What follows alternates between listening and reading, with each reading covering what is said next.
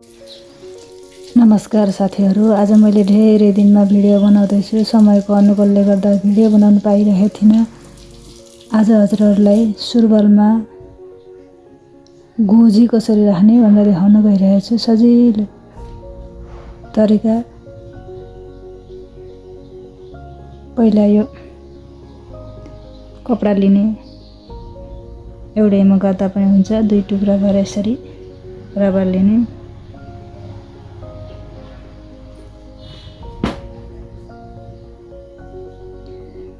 अब एक साइड घुमाएर काट्ने, एक साइड सिधा हुन्छ। यो चाहिँ सिलाउने भाग, यति सिलाइदिने है। यति सर पहिला सिलाउने, यो घुमेको भाग सिलाउने, यो खुल्ला राख्ने।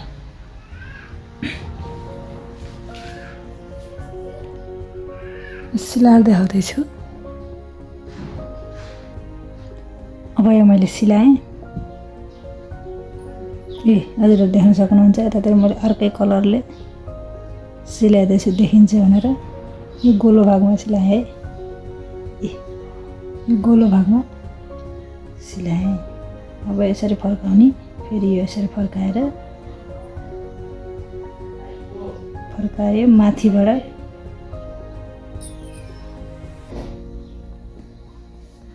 माथिबाट फेरि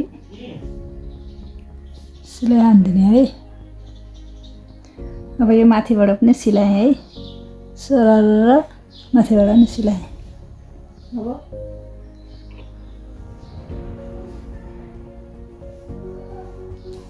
सुरुवाल यहाँ छ है। सुरुवालको पाटो कपडा आफूतिर राख्ने, त्यहाँबाट दाहिनेतिर यसरी गराएर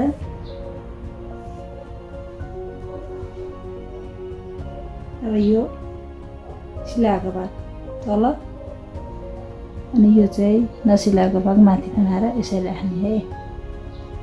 अनि यो माथिको भाग छ नि, यो माथिकोलाई छोप्ने है। यसरी माथिकोलाई छोप्ने, त्यहाँबाट यसको बराबर माथिको टुप्पाको बराबर लेख्ने। एउटालाई मात्रै, र यता पछाडि छोड्दिने। यसरी यो छ नि, यस्तै होस्। ढोबर लिने, त्यहाँबाट माथि 3 भाग 3 इन्ची छोड्ने। छोडेकोबाट फेरि यहाँबाट 5 लिने।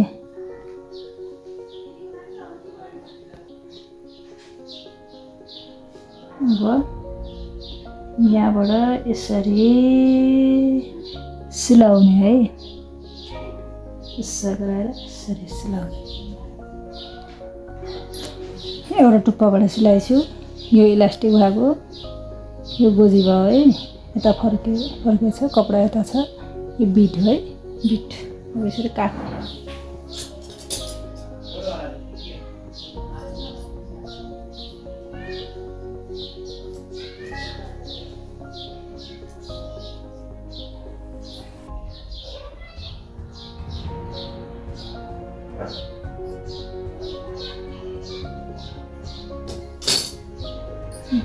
कुनासम्म काट्नुपर्छ, सिलाइ काटिनु भएन, कुनासम्म काट्ने।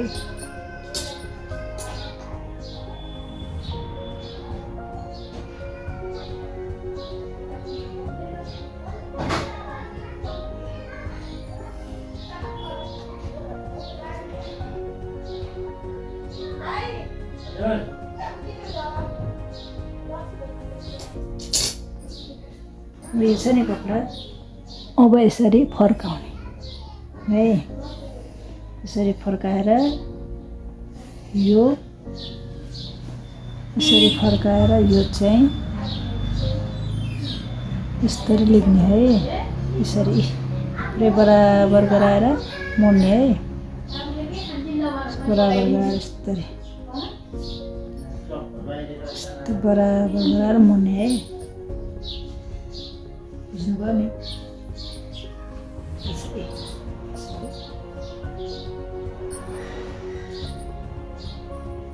यसरी सिलाएँ। यो यसरी फर्काएँ।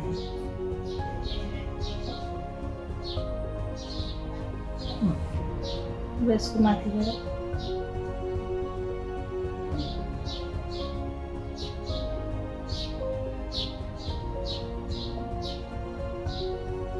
यो माथिबाट सिलाउँछु है। अब यसको माथिबाट सिलाएँ मैले है। सर फर्काएर यताबाट उता फर्काएर यहाँबाट सिलाएँ। यो छ नि अब यो चाहिँ फेरि यसरी लेख्ने है। फेरि यसको बराबर गराएर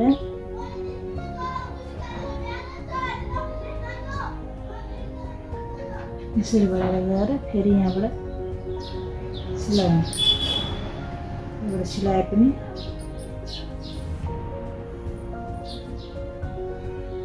अर्को टुप्पो ल्याएर गाँसे पनि हुन्छ।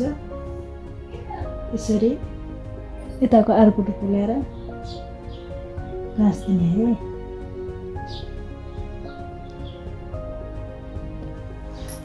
यो अब यसरी सिलाएँ। यही जोड्दै है, राखेर जोडेँ। अब गोजी तयार भयो है। गोजी तयार दाहिनेतिर पर्छ। गोजी तयार भयो। यसै गरी मेट्याउँदै भने सिलाउन मिल्छ। ल हस् त।